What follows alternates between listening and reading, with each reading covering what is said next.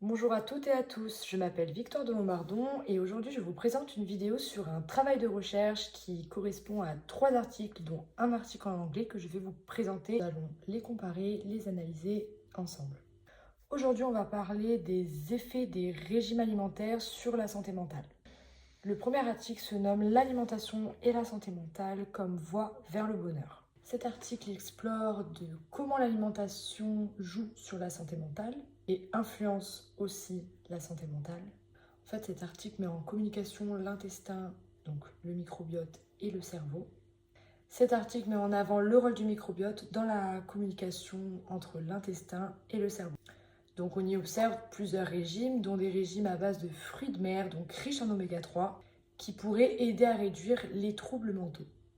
Tandis qu'à l'inverse, certains régimes comme les régimes occidentaux, des régimes avec beaucoup d'aliments transformés, pourraient à l'inverse les augmenter.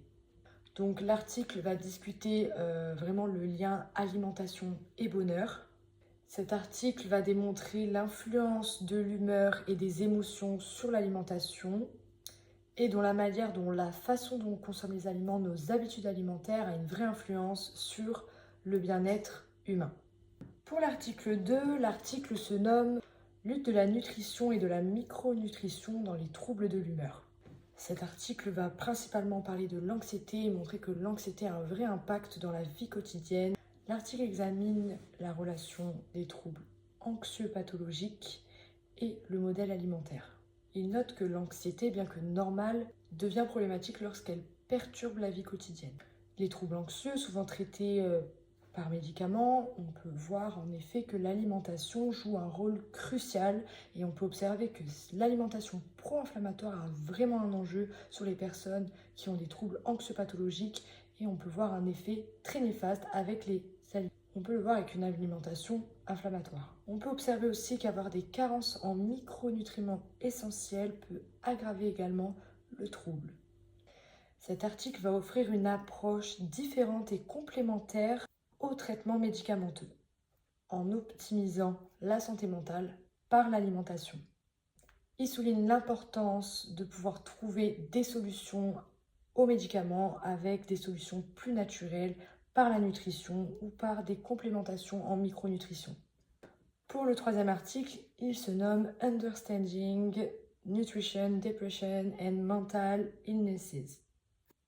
Dans cet article, ils examinent le lien entre nutrition et dépression, qui est pour eux quelque chose de flagrant et sous-estimé malgré l'impact qu'il y a sur la pathologie avec l'alimentation.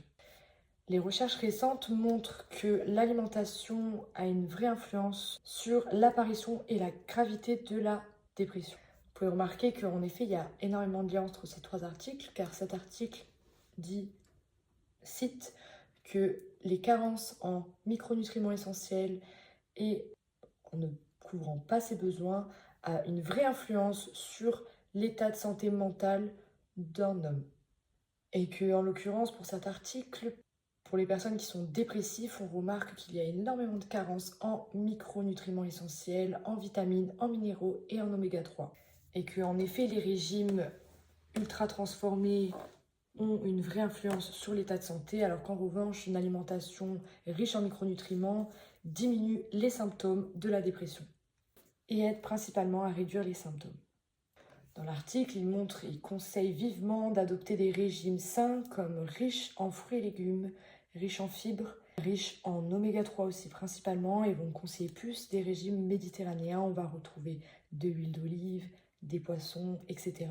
Ou bien aussi le régime japonais qui ressemble énormément au régime méditerranéen. Il cite aussi de faire attention à son microbiote intestinal et en effet, on va faire le lien avec le premier article qui expliquait que le microbiote avait un certain lien avec le cerveau et donc sur l'état de santé mentale général du patient. Donc ces 3 articles en effet montrent l'importance de l'alimentation prime et une vraie méthode, une vraie solution de guérison au-delà des médicaments prescrits pour les problèmes de santé mentale ou pour les problèmes pathologiques. L'alimentation est souvent connue pour un état de santé physique et là on parle vraiment d'un état de santé mental. L'alimentation est connue aussi pour un bien-être émotionnel. Montre que les choix alimentaires influencent non seulement la fréquence et la gravité, des troubles anxieux et dépressifs, mais aussi le fonctionnement cognitif et émotionnel. Avec l'humeur, il souligne l'importance d'intégrer les approches nutritionnelles dans les pratiques cliniques pour promouvoir le bien-être mental et prévenir des troubles psychologiques. Merci d'avoir visionné cette vidéo, j'espère que ça vous a ouvert les yeux sur l'importance de l'alimentation dans la vie quotidienne et maintenant dorénavant aussi sur les maladies psychologiques, psychotiques et sur les problèmes de santé mentale. J'espère pouvoir, au fur des années, peut-être des avancées encore scientifiques pouvant diminuer les symptômes, diminuer les troubles et améliorer la qualité de vie de chacun. Au revoir.